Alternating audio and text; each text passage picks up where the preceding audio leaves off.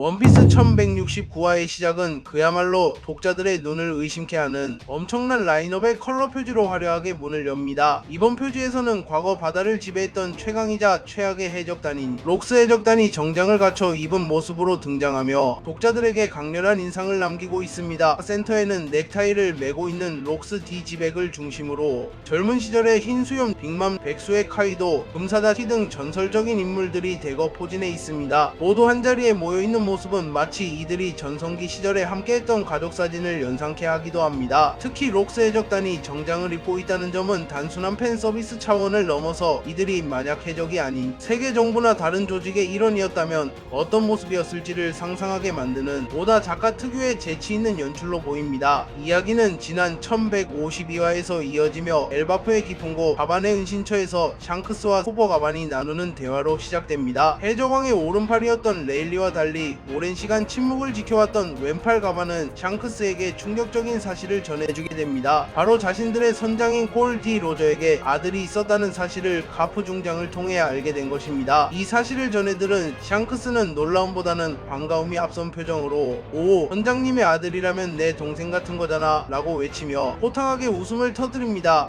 이에 가반 역시 샹크스의 반응이 마음에 든다는 듯 미소를 지으며 "그렇지, 너와 버기가 우리의 아들인 것처럼이라고 답하며 로저 해적단 시절에 끈끈했던 유대를 회상합니다. 이 장면은 피가 섞이지 않았음에도 서로를 가족처럼 여겼던 로저 해적단의 유대감을 보여준과 동시에 에이스의 존재가 이들에게 어떤 의미로 다가오는지를 다시 한번 상기시켜주는 감동적인 대목입니다. 또한 샹크스와 버기를 아들이라고 칭하는 가반의 대사는 그들이 로저 해적단 내에서 얼마나 많은 사랑을 받고 자랐는지를 짐작하게 하며 독자들의 마음을 뭉클하게 만듭니다. 하지만 훈훈했던 분위기도 잠시 화면은 엘바프의 왕성인 아우로스트 성으로 전환되며 긴장감이 감돌기 시작합니다. 엘바프의 국왕 하랄드는 자신을 구속하려던 병사를 자신의 의지와는 상관없이 살해하고 맙니다. 이는 하랄드의 육체가 이미 이무의 통제하에 놓여있음을 보여주는 끔찍한 장면입니다. 하랄드는 자신의 몸뿐만 아니라 생각까지 조종당하려 한다는 것을 감지하고 병사들에게 다급하게 자신을 죽이라고 명령합니다. 그리고 다시 시점은 샹크스와 가반에게로 돌아와 샹크스는 자신의 왼팔을 보여주며 자신과 하랄드가 맺은 끔찍한 계약인 천혜의 계약에 대해 설명하기 시작합니다. 샹크스는 "나랑 하랄드는 성지의 대장이라는 자와 천혜의 계약이란 걸 맺었어 라고 말하며 이 계약이 단순한 약속이 아님을 밝힙니다.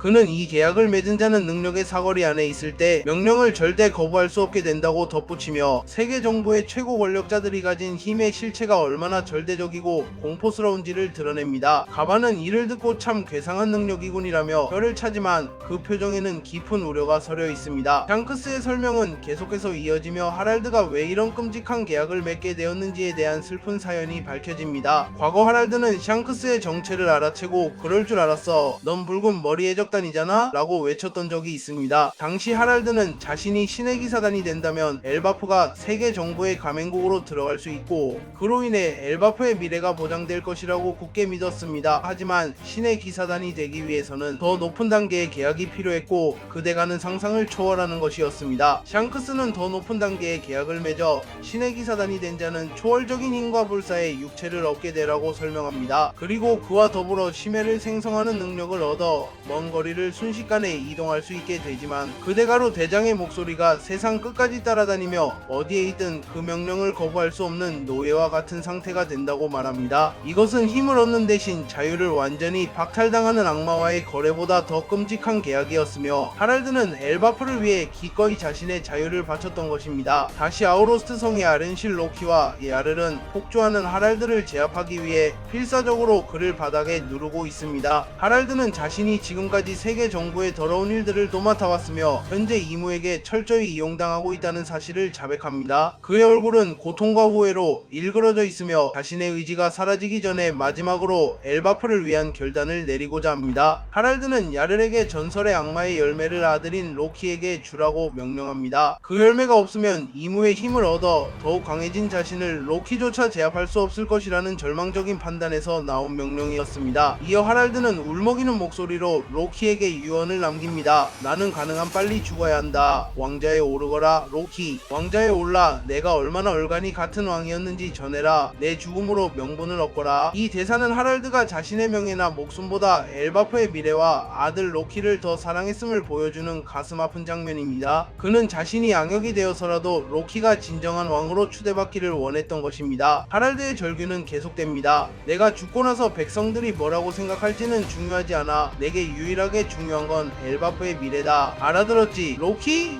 라고 외치는 그의 모습은 진정한 왕의 품격을 보여줍니다. 하지만 로키는 아버지의 너무나도 큰 희생과 사랑 앞에 말문이 막혀 아무 대답도 하지 못합니다. 이렇게 빈다. 로키, 지금 믿을 건 너밖에 없어. 라는 마지막 당부를 끝으로 하랄드는 결국 이무의 능력에 완전히 잠식당하고 맙니다. 그의 눈빛은 순식간에 변해버렸고 더 이상 우리가 알던 하랄드의 모습은 찾아볼 수 없게 됩니다. 괴물로 변한 것은 아니지만 이무가 하랄드의 육체를 실시간으로 조종하기 시작하면서 그는 엘바프의 왕이 아닌 세계 정부의 사륙병기로 전락하고 맙니다. 이 장면은 드레스로자에서 도플라밍고의 기생실에 조종당하던 리쿠 왕의 비극을 떠올리게 하지만 그보다 훨씬 더 강력하고 절대적인 힘에 의한 지배라는 점에서 독자들에게 더 큰 절망감을 안겨줍니다. 이무의 꼭두각시가 된 하랄드는 곧바로 거인 병사들을 향해 무자비한 공격을 퍼붓습니다. 더블 페이지로 연출된 학살 장면은 그야말로 압도적인 공포를 선사합니다. 하랄드는 여봐라, 당장 출입문을 잠그거라, 이 안에 죄인들이 있다 라고 외치며 자신을 따르던 충직한 부하들을 적으로 규정합니다. 거인 병사 중 한 명이 눈물을 머금고 하랄드의 목을 창으로 찌르지만 상처는 순식간에 재생되어 버립니다. 이에 병사는 감히 너는 더 이상 우리가 알던 하랄드 대왕님이 아니야 라고 절규하지만 하랄드는 차가운 표정으로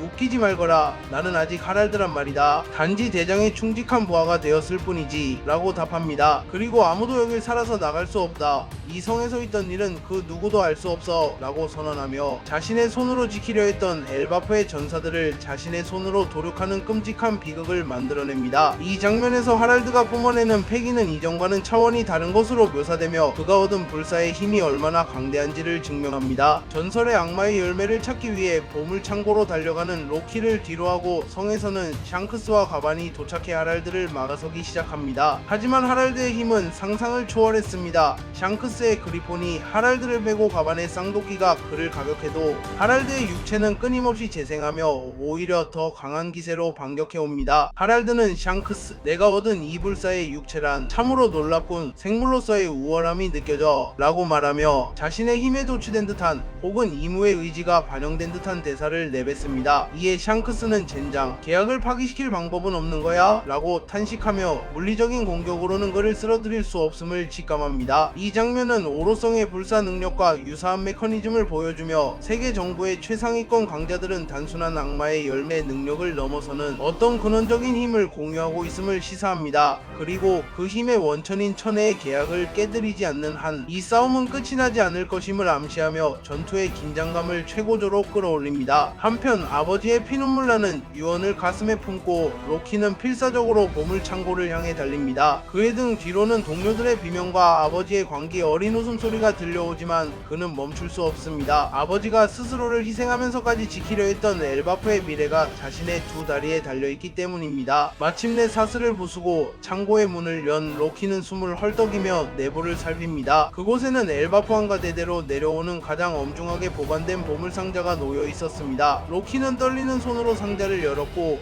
그 안에는 아버지 하랄드가 말했던 전설의 악마의 열매와 함께 기묘한 형태의 무기 혹은 도구로 보이는 라그니르가 보관되어 있었습니다. 하지만 그 순간 로키의 눈에 믿을 수 없는 광경이 들어옵니다. 죽어있는 사물이어야 할 라그니르가 미세하게 꿈틀거리며 움직이고 있었기 때문입니다. 로키는 눈앞의 상황을 이해하려 노력하며 이게 바로 엘바프에서 대대로 내려오는 금지된 전설의 악마의 열매 에잇이라고 외칩니다. 하지만 생각할 겨를도 없이 라그니르는 제멋대로 움직이며 로키를 향해 맹렬하게 공격을 시작합니다. 1169화의 엔딩은 바로 이 충격적인 장면으로 마무리됩니다. 가까스로 라그니르의 공격을 피한 로키는 당황한 기색이 역력하며 우와 누구 짓이야? 라고 소리칩니다. 그리고 그 혼란스러운 상황 속에서 개개개개 라는 기괴한 웃음소리가 울려 퍼집니다. 이 웃음소리의 주인은 과연 누구일까요? 라그니르 자체에 자아가 있는 것일까요? 아니면 또 다른 누군가가 창고에 숨어 있었던 것일까요? 전설의 악마의 열매와 살아 움직이는 라그니르, 그리고 불사의 괴물이 된 하랄드까지 엘바프를 둘러싼 미스터리는 풀리기는커녕 더욱 깊은 수렁으로 빠져들고 있습니다. 과연 로키는 이 위기를 극복하고 아버지의 바람대로 엘바프를 구원할 수 있을지 다음 화가 미치도록 기다려지는 1169화였습니다.